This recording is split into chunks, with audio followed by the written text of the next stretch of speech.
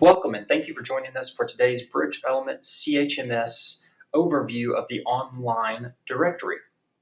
The Bridge Element ChMS online directory feature allows you to choose one group in Bridge Element Church Management Systems and allows the members of that group to view each other in a directory setting by logging in to the Bridge Element ChMS platform.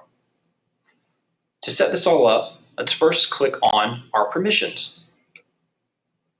We want to activate a directory using the Enable Directory options here, selecting yes or no, and then you would like to select the group for which you want to have access. So this is our directory group, which we've already set up in the group settings. We've put all of our members in this group so that other members can see directory information.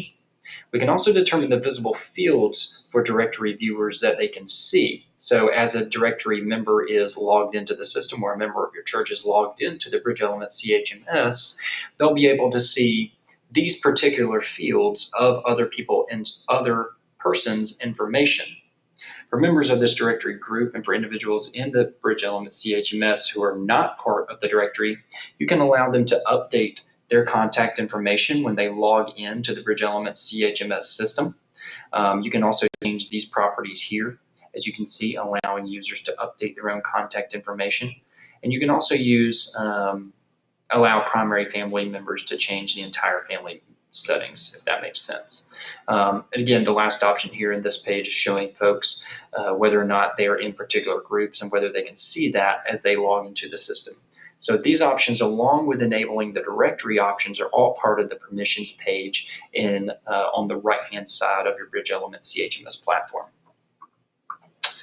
So one particular piece of information that I'll bring here is allowing people to make changes, but only propose changes to their system. I like setting this option as kind of an in-between option between yes and no, between allowing folks to outright change their contact information, because what this allows you to do is when someone makes a change, it creates a message that is sent to your administrator. As you can see here in our messages, it proposes a change for a particular piece of information in an individual's profile, which I can come through and either deny or approve as a system administrator.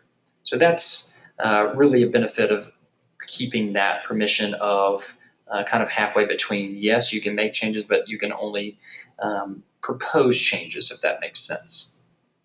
For folks that have not logged into the system, or members that have not logged into the system, it's very easy for them to get into the platform. Simply instruct them to go to your Bridge Element ChMS login page.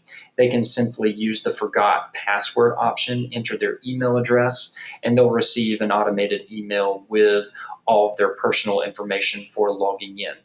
In the event that you'd like to go in and reset a person's individual information, you can simply go to their profile and their account tab to see their username, password, protection information, as well as log in as this user, or scrolling all the way to the bottom, you can see a reset password, mail, user, account details, simply selecting this and saving that option.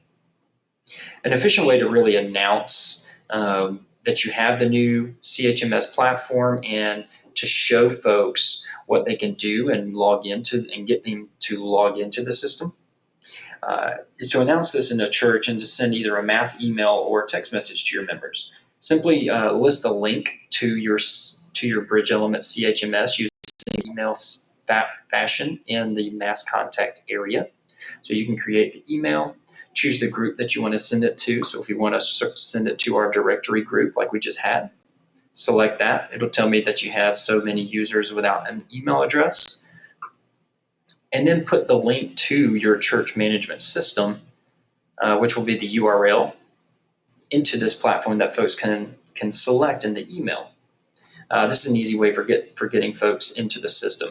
You can also send a mass email to your members asking anyone who wishes to belong to the directory to reply to that email. Everyone who replies, obviously, to confirm, you can add to your directory group.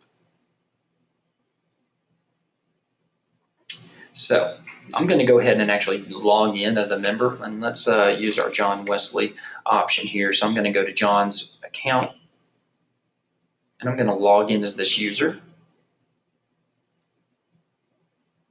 So now John can view his directory and his groups options. And I've also given John access to our calendar feature, which are in the permissions and settings in the calendar settings.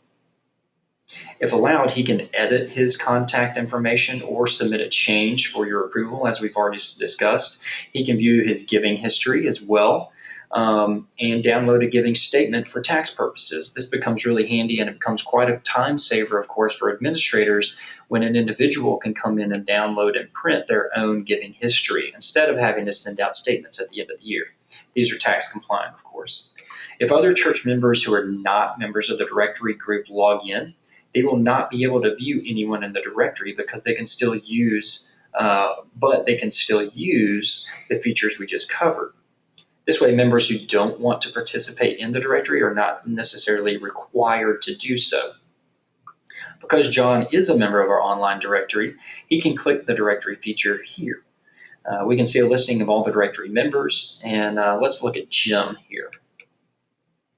So because we've turned on the visible field options, we can see that I can access his home, cell, email address, and his birthday per the options that we turned on in our original permission settings or directory settings. If you'd like to limit these types of information that another directory member can view, simply log back in as your administrator and find your way back to the permissions area and edit your visible fields. So if I want to take off profile settings, as you can see here, simply save that, and directory members will only be able to see what is selected.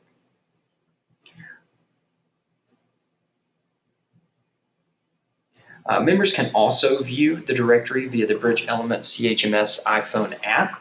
So they can simply go onto the downloadable Bridge Element ChMS app from the App Store and enter their same username and password to log in. So all this information would be available for them there as well.